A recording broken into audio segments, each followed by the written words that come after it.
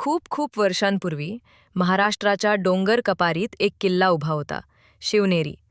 या किल्ल्यावर राहायचे शहाजीराजे भोसले आणि त्यांची धर्मपरायण धाडसी पत्नी जिजाबाई. त्या दिवसात साऱ्या महाराष्ट्रावर परकीय सत्ता होती. अन्याय, दडपशाही आणि भीतीने लोकांचे जीवन अंधारमय झाले होते. पण जिजाबाईंच्या अंतःकरणात एक स्वप्न पेटले होते, स्वराज्याचे स्वप्न.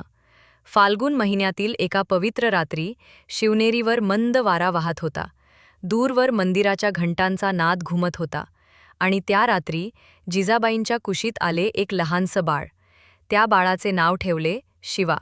मऊ, निरागस, पण डोळ्यांत तेजाचा प्रकाश. जिजाबाई जाणून होत्या, हा मुलगा मोठा होऊन अन्यायाशी लढेल आणि प्रजेच्या हक्कासाठी स्वराज्य उभं करेल. त्या रात्री शिवनेरीच्या भिंतींवर दिवे उजळले, तुरुतुरी वाजल्या आणि साऱ्या महाराष्ट्रात आनंदाची लहर पसरली. कारण जन्म झाला होता हिंदवी स्वराज्याचे स्वप्न पूर्ण करणाऱ्या छत्रपती शिवाजी महाराजांचा.